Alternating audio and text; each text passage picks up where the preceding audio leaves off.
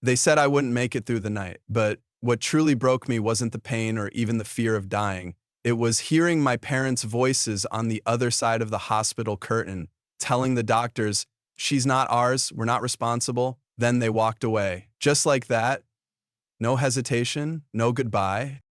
My name is Natalie Green, and yes, I survived. But that night, something inside me did die. Any illusion that I had a place in the family that raised me. A week later, they arrived at my grandmother's home, ready to collect her estate like vultures. What they found instead was an empty room and a sealed envelope, a letter from me. If you've ever questioned your worth in the eyes of those who were supposed to love you most, stay with me. This isn't just a story about betrayal. It's about survival, truth, and taking back the power they tried to erase. Growing up in the sleepy coastal town of Rockport, Massachusetts, my life looked like a painting. Calm ocean waves, pastel skies, and a house filled with the scent of pine wood and old books. My name is Natalie Green, and for most of my childhood, I believed I was living the dream. A loving home, two educated parents, and a little sister who clung to my side like a second shadow.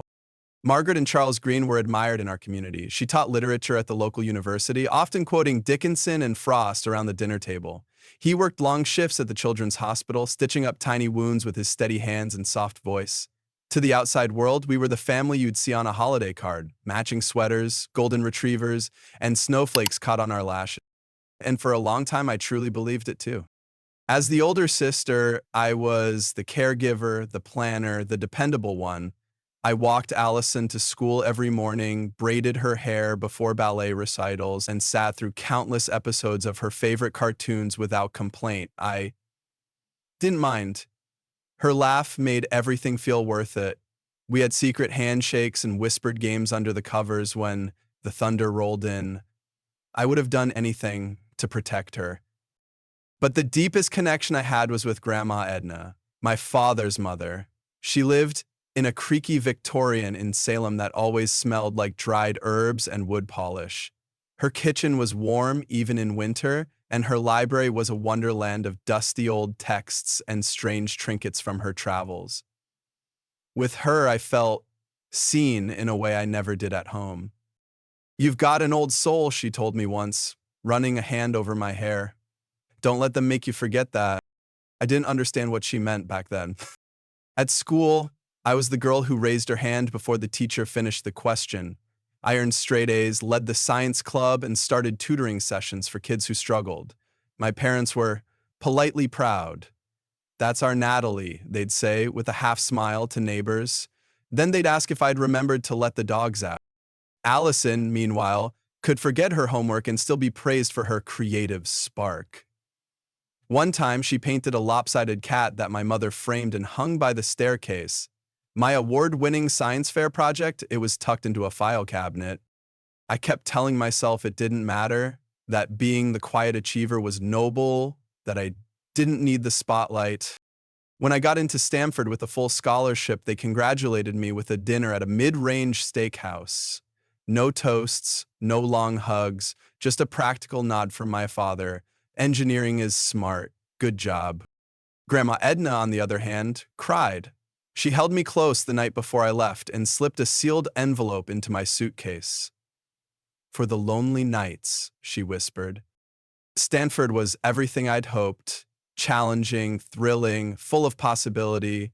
I led a team researching early-stage diagnostic tools for brain trauma, work that would later become deeply personal. We published, presented, and won funding. My parents came to graduation. My dad adjusted my stole for photos. My mom asked if my heels were comfortable. Again, that disconnect, like I was a guest performer in their play, but I still believed I belonged. Because love, once imagined, is hard to stop needing. And I needed to believe that if I kept excelling one day, I'd earn not just their praise, but their hearts. It wasn't until I overheard a midnight argument years later that the truth cracked through the illusion. But before the pain, before the betrayal, there was that fragile, hopeful girl who gave everything for a family she thought was hers. That girl was me. It started subtly, like a breeze shifting the curtains, a feeling more than a fact. I was probably 9 when I began to notice that being the good one came with a strange kind of invisibility. Allison had always been the louder child, the messier eater, the one who left glitter trails behind her and yelled when things didn't go her way. She was also the one whose every emotion was met with response, a hug, a laugh, a patient explanation. When I cried, I was told I was too sensitive. When I was quiet, Natalie's just responsible. That's her nature. One Christmas, Allison threw a tantrum because she didn't get the color bike she wanted. My dad drove to 3 towns over that afternoon to exchange it. That same year, I received a microscope kit I adored. I spent hours quietly tinkering, cataloging leaf cells. No one asked to see what I discovered. By middle school, I'd grown used to it. She got the new iPhone, I got her hand-me-downs. She broke curfew and was grounded for a day. I forgot to wash dishes once and was lectured about earning your keep. The double standards weren't malicious, that's what I kept telling myself, but they were constant. In high school, I worked part-time at the library, edited the school paper, and volunteered at the animal shelter, all while keeping a 4 GPA. When I won a citywide essay competition, my parents barely mentioned it. That's our Natalie, they said, then went back to discussing Allison's audition for a local theater show. At dinner, conversations were always skewed. Allison has rehearsal. Allison, your history teacher called. You're improving. Natalie, pass the salt. I tried to be okay with it. I told myself love comes in different forms. I told myself I didn't need validation. But even the strongest foundation cracks under persistent pressure. Grandma Edna noticed long before I did. They think you're made of steel, she whispered one Thanksgiving after watching my mother scold me for interrupting. But even steel bends when heated. Still, I didn't say anything. Not when Allison crashed her car and my parents blamed the rain, not her. Not when I got accepted into a research program abroad and they called it a nice summer hobby. I buried my anger under achievement, hoping if I stacked enough accolades, they'd finally look at me with the same warmth they reserved for her. But no matter what I did, the scales never balanced. I remember one particular evening when I was 16, I'd stayed late after school to help organize a science fundraiser. When I got home, soaked from the rain and hungry, my mom greeted me at the door. Not with concern, but with, "You forgot to take the trash out this morning." Again. No, how was your day? No, did it go well? I apologized and headed upstairs. In my room, I found a note from Allison. Took your hoodie, hope you don't mind. Of course I didn't. She could have taken my shoes and I'd have offered my socks too. That was my pattern. Give, accommodate, disappear. I lived for Grandma Edna's summer visits. She'd bring me old books, weird facts, and something even rarer, her full attention. She looked me in the eye, she listened when I spoke, and she remembered. You're meant for more than being someone's background, she said once. I clung to that. It kept me going when home felt like a stage where I played the supporting role in someone else's drama. Looking back, I wonder how many times I made myself smaller just to fit into their idea of who I was supposed to be. The signs were always there.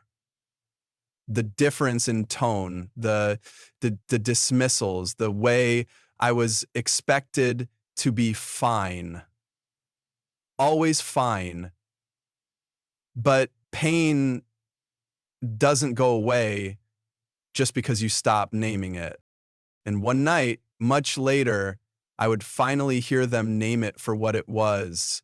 Not just favoritism, not just distance, but something far crueler. A belief that I had never been theirs at all. The night everything shattered wasn't dramatic at first. I had come home for a long weekend. Grandma Edna had passed a month earlier, and I still wasn't ready to face the house she'd left me. My apartment in Cambridge was cluttered with grief, guilt, and unopened sympathy cards. So I thought maybe a few days back home would help.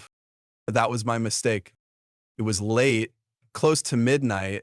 I had gone downstairs for water when I heard voices from the kitchen. My parents didn't know I was awake.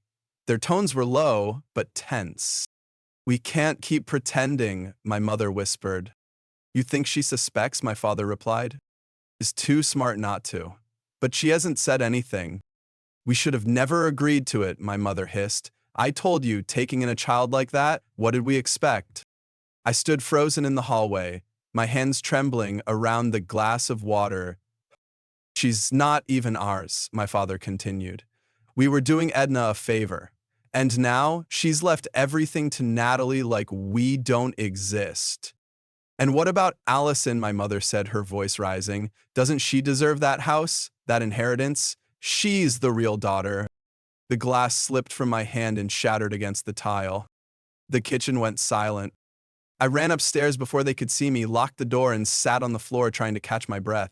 My ears buzzed, my heart pounded so hard I could hear it over the silence. They weren't just cold or distant. They had never wanted me.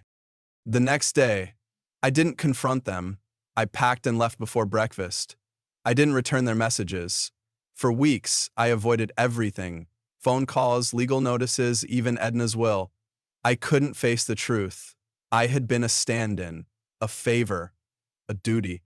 Then the accident happened. A rainy night, a drunk driver, a flash of headlights, the sound of metal folding in on itself. I don't remember the impact, only the floating feeling, then blackness. When I woke up, I couldn't move, couldn't speak, couldn't even open my eyes, but I could hear. The doctors called it locked-in state, a rare neurological condition that traps your mind in a motionless body. I was fully aware but unresponsive. I heard a nurse mention they'd contacted my emergency contacts. Her parents are on their way. A flicker of relief. But then they arrived, and they said, "She's not really ours, we're not responsible." My mother's voice was dismissive, sharp. She listed us, but legally, there was never paperwork, informal, temporary. My father, cold and calculated, will contest the will. She was clearly mentally compromised. The doctor hesitated. "Without authorization, we can't proceed with surgery." "Then don't," my mother said. "We're not paying for this. Let the state handle it." They left, just like that. I lay there in silence, paralyzed, trying to scream, to cry, to do anything, but I couldn't move, couldn't signal, couldn't even blink. It was the purest kind of helplessness, watching yourself be discarded like a faulty appliance. And then came Emily, Nurse Emily Davis, who played music, told me stories, brushed my hair, and said things like, "You're not alone. I'm here." She became my anchor. 3 days later, my best friend and business partner Samantha arrived. She'd been contacted by the hospital after my parents refused further responsibility. She authorized my surgery, hired lawyers, and stayed by my side. They saved me. Not my family, not the people who raised me, but two women who had no obligation, only care. When I finally regained movement, the first thing I did was cry, not from pain, but from betrayal. The kind of betrayal that rewrites your entire life. Because it wasn't just that they abandoned me in the hospital, it was that they had been doing it for years, and I just hadn't seen it until it was almost too late. The final blow came when Samantha brought me the news. My parents were contesting Grandma Edna's will. "They filed it 3 days after your surgery," she said. They hadn't even waited to see if I'd live. That night, I asked for the letter Edna had left for me. Her lawyer, James Wright, arrived the next day. The envelope was thick, heavy with truth. Inside was a confession My birth mother had been Edna's niece, Caroline. Young, unwed, scared. Edna had suggested adoption within the family. My parents agreed, but weeks later found out Margaret was pregnant with Allison. Suddenly they had two babies, and only love for one. The adoption had been legal, fully processed. I was their daughter in every sense, but they never accepted it, never embraced it, never truly loved me. I read the letter 3 times. Then I asked James, "Can I respond?" He nodded. "I want to write something," I said, "for them, because they were coming, and they had no idea what was waiting for them." For the next few days, I poured myself into recovery and preparation. Samantha helped me piece together everything: hospital records, voice recordings, and yes, security footage. The nurse had captured audio of my parents' exact words. The betrayal wasn't just emotional, it was documented. Meanwhile, James initiated legal procedures to block their attempt to seize Edna's estate. The court froze all asset transfers until my condition could be officially assessed. It bought me time. But more than legal defense, I needed to reclaim the narrative. I had spent my entire life trying to be worthy of love from people who had none to give. Now I wanted the truth to stand, not just for justice, but for my own healing. The letter I wrote took days to finalize. I started with fury, moved through grief, landed in something more powerful: clarity. I didn't want revenge, I wanted liberation. And the act of putting it all into words, my pain, their betrayal, and my new resolve, was the beginning of that. When James asked what I wanted to do with it, I told him, "Place it on the dining table, the same one where they ignored me every holiday." He did. And I waited. They were scheduled to visit the house that Saturday under the pretense of collecting sentimental keepsakes, but they'd find much more than they expected. Recovery wasn't linear. It never is, not when the body's shattered and the heart is worse. The surgery repaired my fractured collarbone and reduced the swelling in my brain, but it did nothing for the storm inside me. Every morning I woke up in the hospital, it was like remembering the betrayal all over again. The beeping machines, the smell of antiseptic, the sterile white ceiling tiles, they were my only constants. And in that sameness, I unraveled. I stopped speaking for a while, not because I couldn't, because I didn't see the point. What was the use of words when no one who should have cared was listening? The nurse's word: Samantha brought books and playlists. Emily, sweet Emily, braided my hair and told me stories about her childhood just to fill the silence. "You're allowed to be angry," she said once, "but don't disappear on us, okay?" I didn't answer. I stared out the window and thought of Edna's voice. I thought of the letter she'd left, the truth I had begged for, and how it arrived only after she died. Some nights I replayed my parents' words in my head. "She's not ours. Let the state handle it." I imagined screaming back at them, but mostly I imagined fading away into silence, into shadows, into nothing. The pain was constant. My ribs ached, my head pounded, and my body resisted every movement. But that pain felt almost comforting because it was real, tangible, unlike the void where love used to live. I journaled in broken sentences. They left. I'm still here. Why wasn't I enough? Therapists visited. One told me healing was about control, reclaiming it piece by piece. Another said I should visualize a future, but my future had cracked like the windshield in my car. Spiderwebs of fear, betrayal, doubt. And yet, despite everything, I didn't give up. Not entirely. Emily once found me on the verge of tears after a failed attempt to stand. She didn't pity me. She got down on the floor next to me and said, "We'll try again tomorrow." That mattered. And Samantha, she took on my company, defended me in court, and still made time to sit beside me every evening. "You don't owe them anything," she reminded me, "but you owe yourself everything." Her words clung to me like a life raft. One night, Unable to sleep, I pulled out Edna's letter again. I read it slowly, tracing every word, and something shifted. She had believed in me enough to give me the truth, enough to leave me everything. Maybe I could honor that. Maybe survival could be my rebellion. So the next morning, I asked to walk. Just 10 steps, that's all. My body screamed. I gritted my teeth. The nurse hovered nervously, but I did it. 10 shaky, painful, glorious steps. And afterward, I sobbed. Not from pain, from proof. So I wasn't gone yet. I still existed. And maybe, just maybe, I could rebuild. But first, I would have to rise from the ruins they left me in. Each step after that first one became a declaration. I was still here, still fighting. Physical therapy was brutal. There were days I collapsed, vomiting from the pain or shaking from sheer exhaustion. But I didn't stop. It was Emily who started leaving affirmations taped to my bed rail. You are not what they did. You are allowed to take up space. You are worth the air you breathe. I read them until I believed them. One afternoon, Samantha brought my laptop.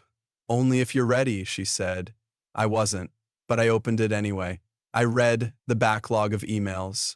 The company was surviving, the world kept turning, and slowly I felt the stirrings of purpose again.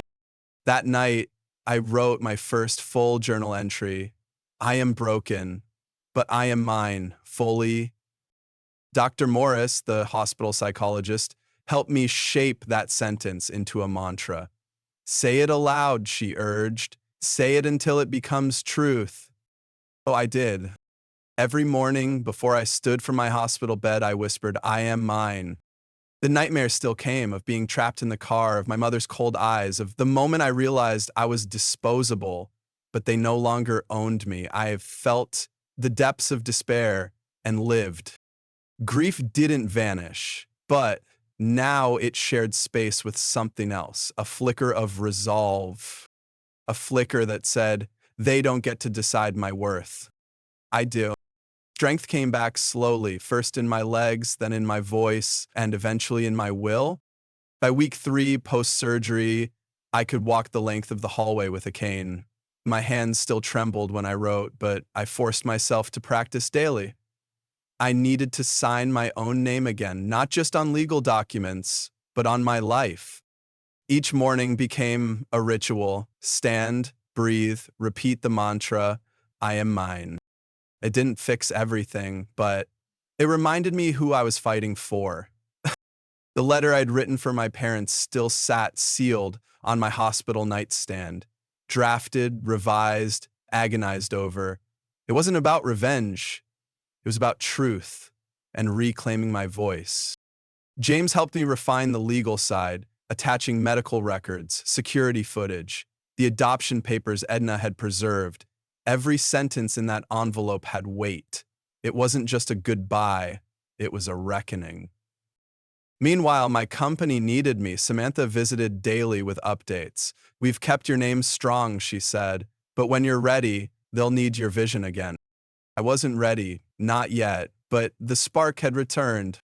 And there was something else too, curiosity about who I was beyond the girl trying to earn love, about what I could become without chasing approval.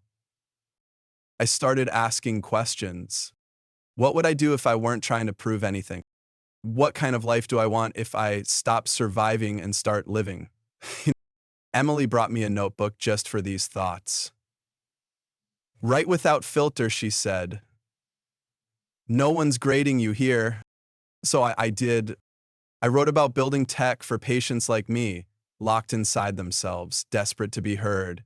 I sketched early designs, mapped out needs, scribbled names. Bridge, I wrote across the top of one page. Bridge-a-pa, bridge between silence and speech. I showed Samantha. She grinned. Let's make it real. Hope returned in quiet moments, laughing with Emily over bad hospital coffee, arguing with Samantha about font choices for our app, watching the leaves outside turn from green to amber to flame. And then came the day James called. They've scheduled a visit to Edna's house, Saturday, 2 p.m. The air shifted. I wasn't scared. I wasn't even angry. I was ready. The security system had been installed. Cameras in every main room. James had placed the letter, my letter, on the dining room table beneath the chandelier where I'd eaten countless quiet dinners, forgotten and invisible. This time, I wouldn't be invisible. Samantha and I set up at her apartment, monitors on, feed live. At 2:03, their car pulled into the driveway. I didn't tremble. I watched, I listened, and when they picked up the letter and began to read, when their faces drained of color and their hands began to shake, I felt something shift inside me. Not vengeance, not triumph, something stronger, liberation. They were finally seeing me, and it had nothing to do with the daughter they wanted. They were meeting the woman I'd become, full, resilient, and mine. Allison had come with them. That part surprised me. I hadn't spoken to her since the Thanksgiving dinner 3 years ago, when I stormed out after being told, casually between bites of pie, that my adoption was technically true but emotionally irrelevant. On the screen, she lingered near the door, hesitant. Her body language didn't match theirs. She wasn't searching drawers or scanning walls for valuables. She looked at the envelope in my mother's hand like it might explode. And in some ways it did. As they read, I watched the cracks appear. My father's jaw tightening, my mother's lips curling into that tight, practiced grimace. But Allison, she looked devastated. Not confused, not surprised. I just hurt. She picked up the adoption papers from the envelope and flipped through them. Read the printed words that had been denied me for most of my life. Then she asked the question I'd been screaming in silence for years, is this true? My parents stumbled, deflected, blamed grief, confusion, technicalities. Allison didn't buy it. And in that moment, I saw something break in her, too. Some thread that had held her loyalty stitched to their carefully crafted version of reality. She said nothing else, just gathered the papers and walked out.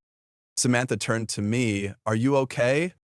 I nodded slowly. Yeah, I think I am. Because even if nothing else changed, even if they denied, deflected, rewrote history, I had the truth, and that was more than I'd ever been given. That was enough to rebuild from. The letter wasn't just a message, it was a turning point. After my parents left Edna's house, angry, rattled, exposed, everything changed. Within days, James filed a legal motion to uphold the estate's protection. The will, the adoption documents, and the hospital footage were submitted as formal exhibits. My parents' attempt to argue mental incompetence fell flat when my neurology team, including Dr. Chin, filed statements confirming my cognitive clarity. But the moment I felt the shift wasn't in the courtroom. It came in the silence that followed. They stopped calling. No more emails, no more texts, no more desperate voicemail pleas. For the first time in years, the noise of their narrative fell away, and I could hear myself think. I moved into Edna's house in early spring. It was exactly as I remembered. The creaky floors, the antique clocks ticking in sync, the faint scent of lavender and lemon polish. I had the locks changed again, not out of fear, but to mark it as mine. And for the first time in forever, I breathed without apology, but I didn't just retreat. I built. Samantha and I incorporated a new division of the company, Bridge App Technologies. The prototype for our communication software, modeled on my own recovery process, was nearing completion. We tested it with a team of specialists, including Emily, who had officially joined us as a medical liaison. You're creating what you needed, she said during one beta test. That's rare and brave. I smiled. I'm done waiting for someone to see me. I'll build the tools to be heard.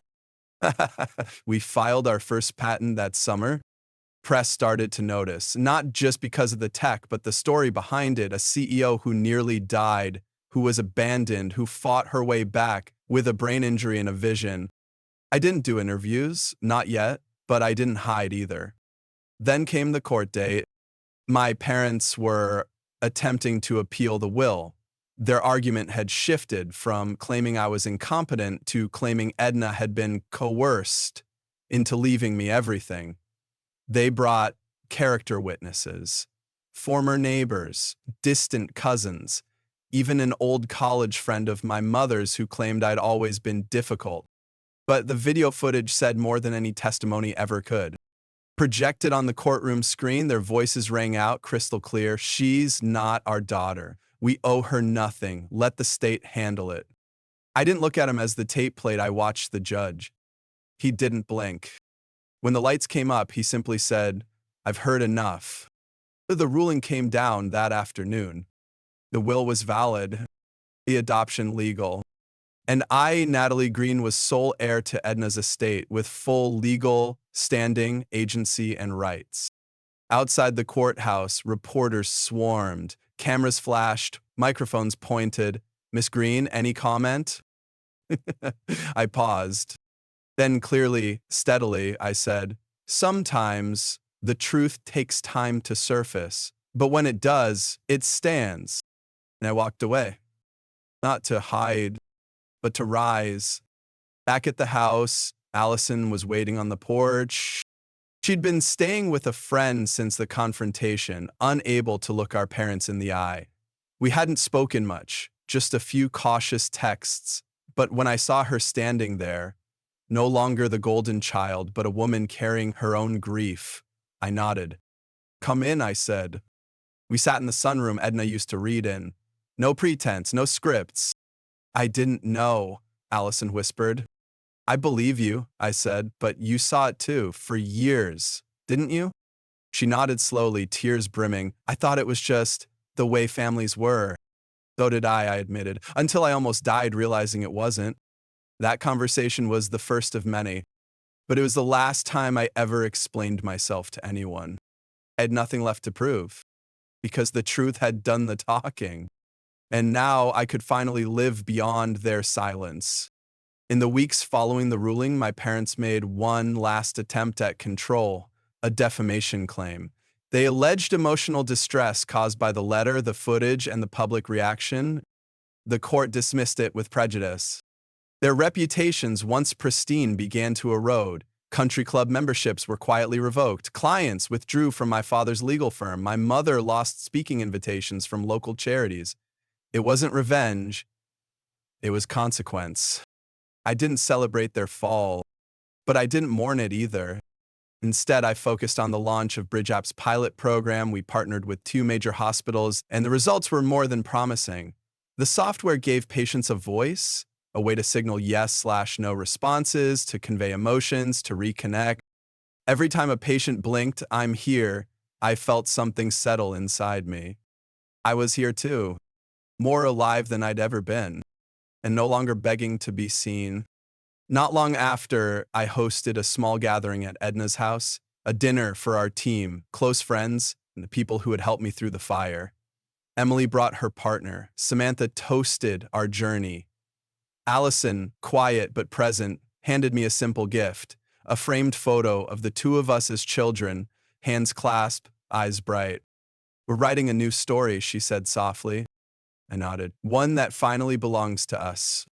And in that moment, I knew the comeback was never about winning. It was about becoming, and fall doesn't always come with thunder. Sometimes it's just silence.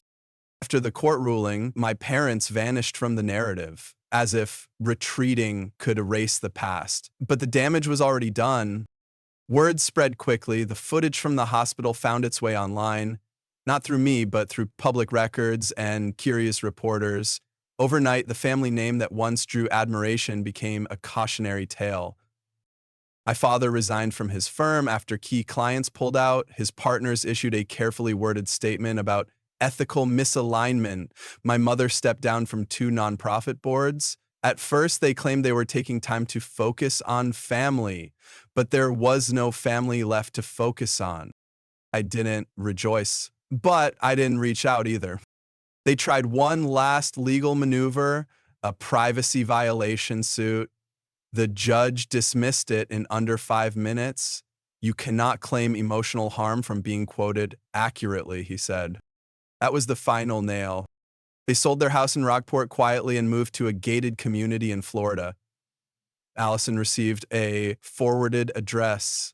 I did not. Emily called it karma. Samantha called it justice. I just called it done.